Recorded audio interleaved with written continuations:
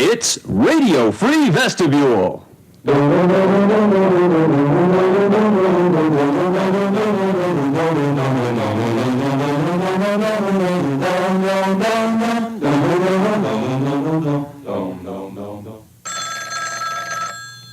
Hello?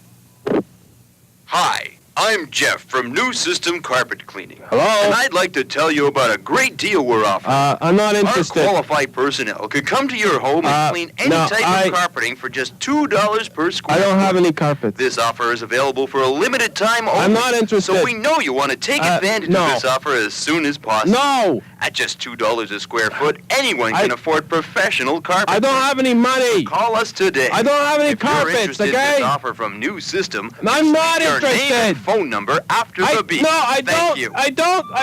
Samuel Philbrook, 555-7920. And now, a special presentation of The Jelly Bellies Forever, an award-winning documentary on renowned children's music group, The Jelly Bellies. In the world of show business, there are some forms of entertainment which are often considered to be less significant than others. One of these is the art of entertaining children through music. Yet writing songs for children is in fact an incredibly challenging and difficult craft. Those who try their hand at it often find that there is more to the business than sunshine, rainbows, and lollipops. This is the story of one group's struggle in that world. This is the story of the Jelly Bellies. Well, I'd like to say we're really enjoying this reunion concert, and now we'd like to play an old favorite of ours called My Happy Hat. When I get up in the morning, I put on my happy hat, and then I keep on smiling. Wouldn't you like to smile like that? The Jelly Bellies. Steve McRae, Jimbo Madison, and Ralph. Playing together again tonight after a 7-year separation. They are best remembered now for the controversy which surrounded them, but at one time, they were perhaps the most popular children's entertainers in North America. The story of the Jelly Bellies begins in the small town of Fernbrook, Manitoba, where the group's main songwriter, Steve McRae, grew up. I loved music as a child. I was always singing, you know, and my mother would buy me these great records like the Hummy Who 6 or Linda and the Frog, you know, great stuff like that. And somehow I never grew out of listening to that music. There was something special about that music, something simple. Other kids started to get into rock and all that, but that never interested me, never. And when I got into my teens, I just kept listening to those records. That's when I started losing a lot of friends. In 1965, McRae began taking guitar lessons. 2 years later, he was to meet Jimbo Madison, his future songwriting partner. I met Jimbo at the record store in the kids' music section. I found out he played guitar too, and we became friends right away. Then one day, he invited me to his house to hear an old album he'd found from the 30s by Blind Snuggy Boo Johnson. Well, we heard it, and it was like, oh, wow. I mean, it just blew our minds.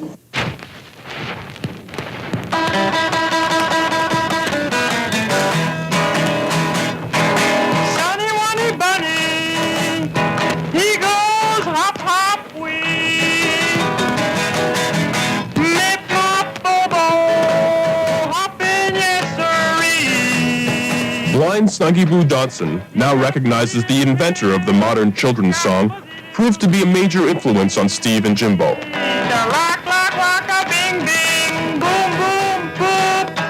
Jimbo and I became best friends. You know, we had great times together. You know, you talk to Jimbo now and, well, he's different. You know, he was just a regular guy back then, a great guy to hang out with. But I think the children's music business changed him somehow. I remember meeting Stephen. We were good friends. It's good to have friends, isn't it? Yes. You know, when we met, we were small. We were small. Now we're all growing up. So we're big. It's magical, isn't it? Steve McRae and Jimbo Madison both quit school and began writing songs together in Jimbo's basement. Let's try it again. 1, 2, 3, look at me. 4, 5, 6, pick up sticks. 7, 8, 9. 9. Please be mine. No. Okay. 7, 8, 9. Please don't whine. No. I drank some wine. I got it. 7, 8, 9. I'm not a canine. I'm not. No. What's wrong with that? I'm not a canine. Yeah, but why mention it? Yeah, you're right. By 1967, the boys, calling themselves the Jelly Feet, started playing anywhere they could. The daycare circuit, preschool parties, kindergartens, whatever they could get. Still relatively unknown, they were usually booked as the opening act for more established children's bands, such as the Flippy Flop 5, Fum Fum and Beebles, and the Skippy Magoo Trio. Hi, we're the Jelly Feet. Thank you. Thank you. 1, 2, 3, look at me. 4, 5, 6, pick up sticks. 7, 8, 9, and then we get to It was very hard opening for other bands because the kids weren't there to see us. They wanted to see the main act. My hands 31, 62, 63. What do you want to be? 64, 65, 66. Do you like playing tricks? 67, 68, 69. Then we get to 70. We figured out what was wrong with the act. We needed a mascot. You see, this was a time when every successful kids group had a mascot. And that's how Ralph came into the picture. We met him at a mall we were playing at, and he was just hanging around, but he was taking all the attention away from us. None of the children in the mall were watching us. They were all crowded around Mr. Ralph. We were curious, so we walked up to Mr. Ralph and we said, "Hello, Mr. Ralph. Howdy-doody-do. How are you today?" Since Don't children you feel seemed to attacked, gravitate eh? towards Ralph, he was the obvious choice for a mascot. Little is known about the man, not even his last name, and finding out information about him is extremely difficult, as he is a man of few words. I like children. With Ralph agreeing to be a mascot, and the group's stage presence improving with every performance, it was time to get a manager. I made the Jelly Bellies. Pops Laraway, a distant cousin of Steve's, was chosen for this task. For years, Laraway had been managing a highly successful act known as Babes Malloy and Her Enormous Breasts. As a sideline, he would promote rock bands, ventriloquists, and jugglers. When they first came to me, I knew right away that their image was wrong. I mean, Ralph was wearing a lizard costume. Kids can't warm up to a lizard. I'm sorry, but that's just the way it is. So anyways, I says, wear a hippo suit, which at the time was a pretty revolutionary idea because no one was wearing hippo suits back then.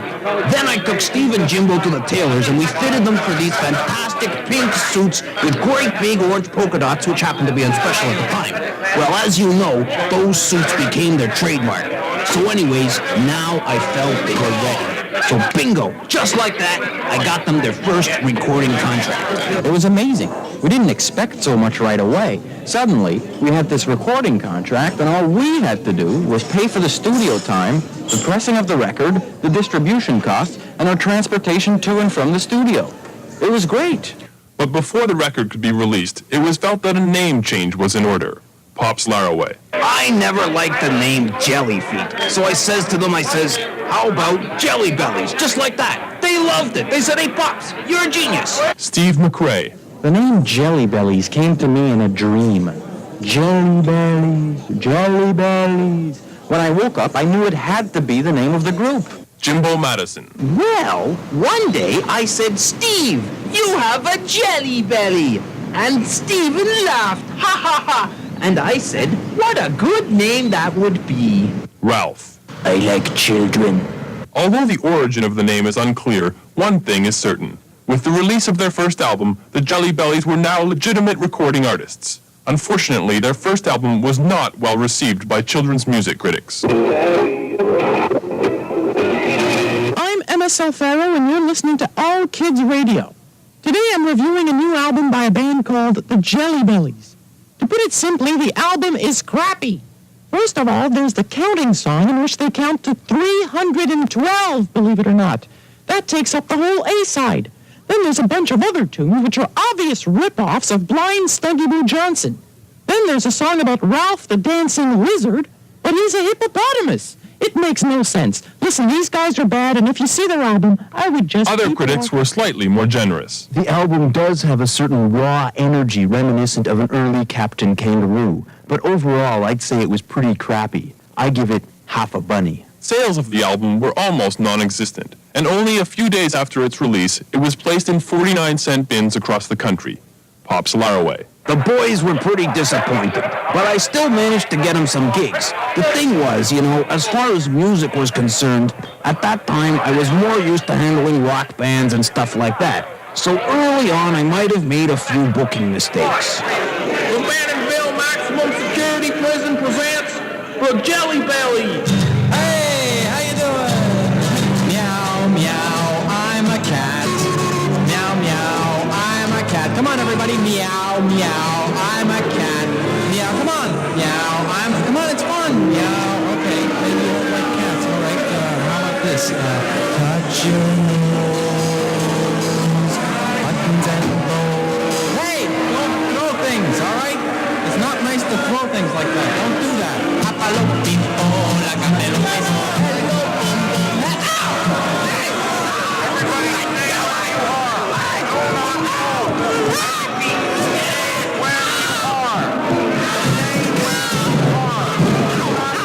In retrospect, that show wasn't such a good idea. 4 or 5 inmates died, the acoustics were terrible, it was a mess, let me tell you.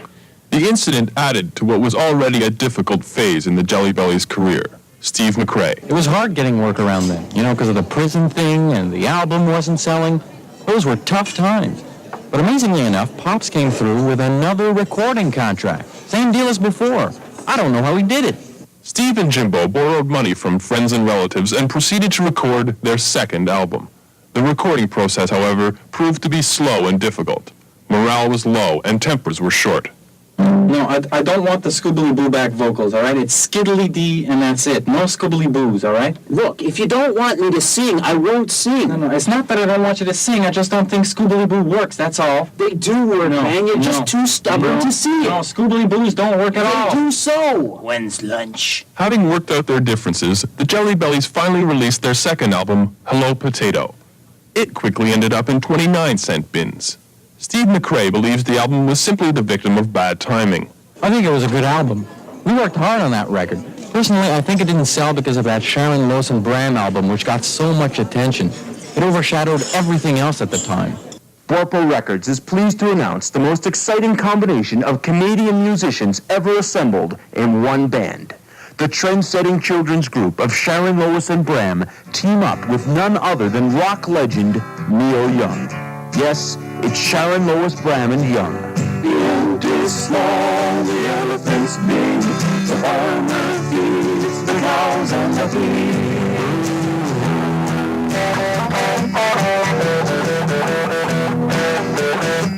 Never before have 4 musicians of such magnitude appeared together on one unforgettable LP, cassette, or 8-track tape. This summer I never drive Ford in Ohio.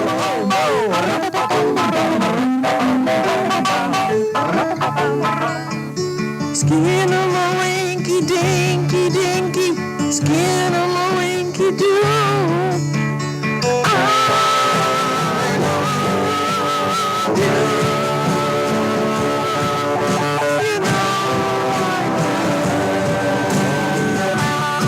Sharon Lois Bram and Young, available only from Borpo Records. Get yours today. That was a terrific album, sure. But I think ours was too. They just had better marketing. The Jelly Bellies were now in serious financial trouble and had no choice but to find day jobs. It was depressing.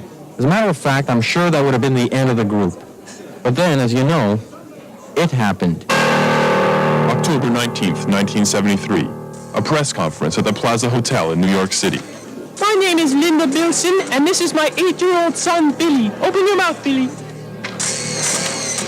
As you can see, Billy's teeth are in terrible shape. He has 9 cavities. It is my belief that this is the result of him listening to the Jelly Bellies album called Hello Potato. During the song Twiddly Toes, a voice can be heard saying, "Don't brush your teeth, children." I am hereby launching a lawsuit against the Jelly Bellies for $8.5 million. I am suing them for willingly corrupting the minds of young, impressionable children. I have no further comment. The lawsuit quickly became a national controversy. The Jelly Bellies became the topic of radio phone-in shows, news programs, and schoolyard discussions everywhere. However, to this day, the band denies the allegations. We did not put any secret message in our songs. I swear, we didn't. It's as simple as that. Paul Belmino, a professional sound engineer, was hired to clear up the controversy. I was given the master tapes from the Hello Potato album, and here's what the big deal was all about. Listen. Twiddly toes, yeah, yeah. Don't brush your teeth, children. Twiddly toes, yeah. Now, that does sound somewhat like someone saying, "Don't brush your teeth, children." However, to me, the phrase sounded like backwards talking. So I played the tape in reverse so that I could hear what the voice is actually saying. Now listen to this. Hey, is this thing supposed to be going backwards? The case was thrown out of court for insufficient evidence. But despite the fact that the Jelly Bellies denied any wrongdoing, the publicity generated from the controversy was a great boost to their career. Don't Brush Your Teeth became a motto for children across the continent, and both albums released by the group shot up the children's music charts. Why do you like the Jelly Bellies? Because they say don't brush your teeth. You don't like brushing your teeth? No. The Bellies are the best. Don't brush your teeth. Almost overnight, the Jelly Bellies became full-fledged superstars.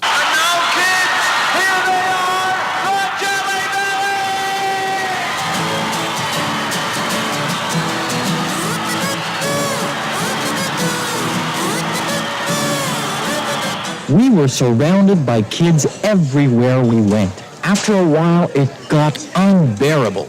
I mean, holy schmoly, we couldn't even walk down the street anymore. It was too much. It was fantastic. But as their popularity grew, so did pressure from parents' groups everywhere. Mrs. Bilson, the originator of the Don't Brush Your Teeth lawsuit, was now the president of the National Coalition of Parents Against the Jelly Bellies.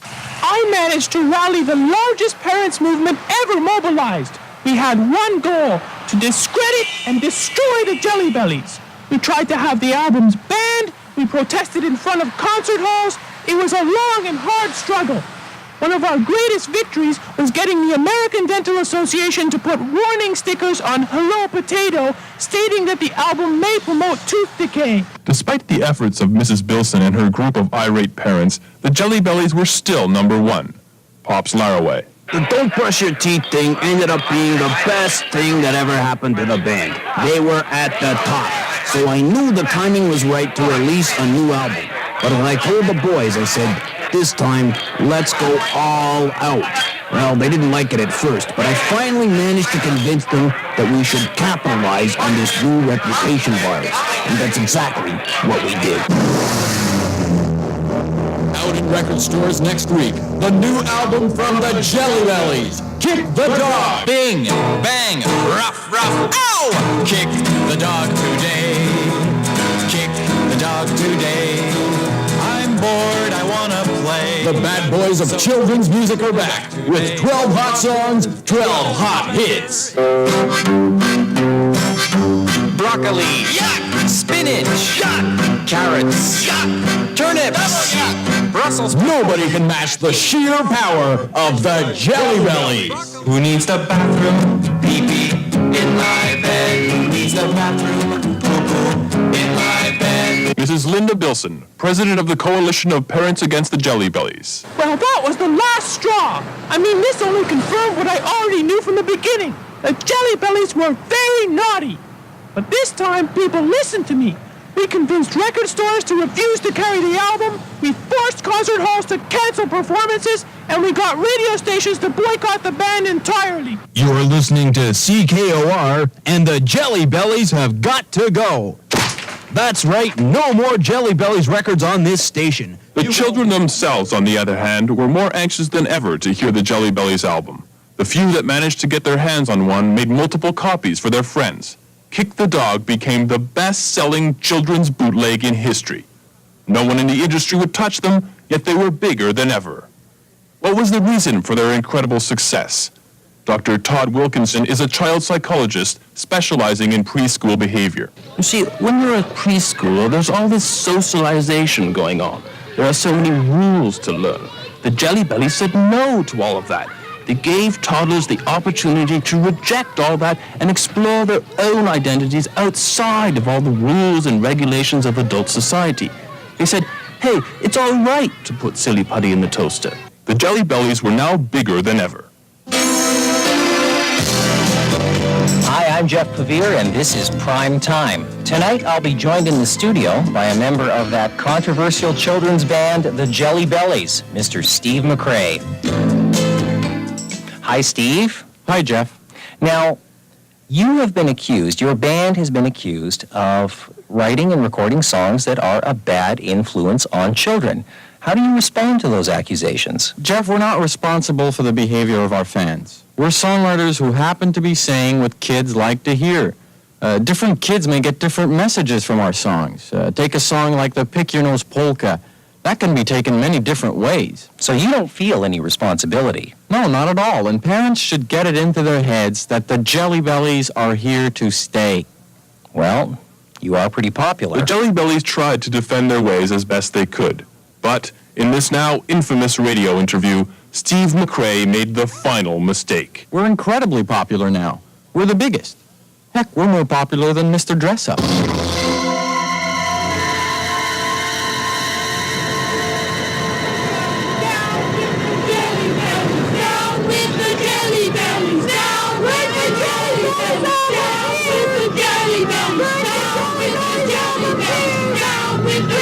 What do you think of the Jelly Bellies?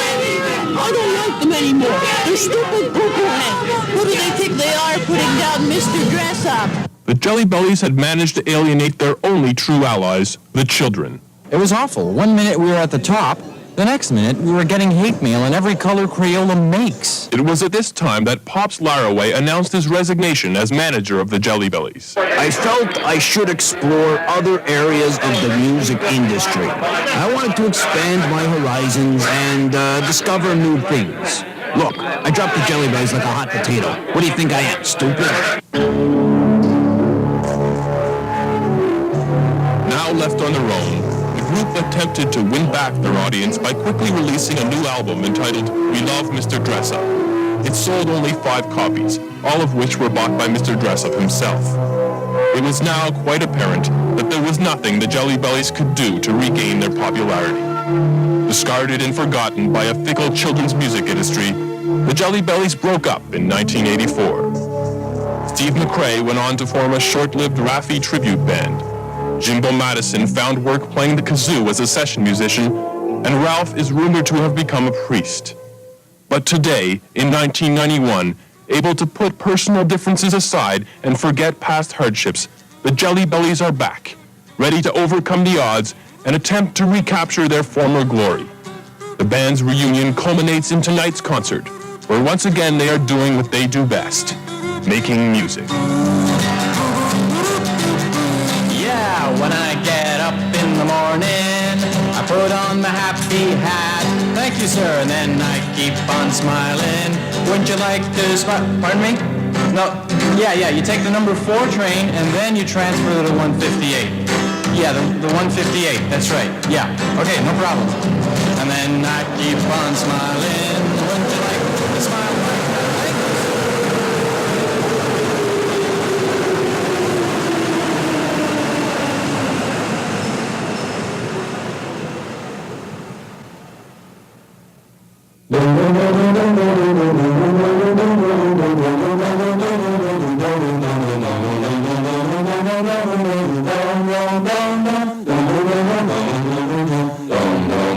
That was Radio Free Vestibule. Radio Free Vestibule was written and performed by Bernard Deniger, Paul Paré, and Terence Bowman.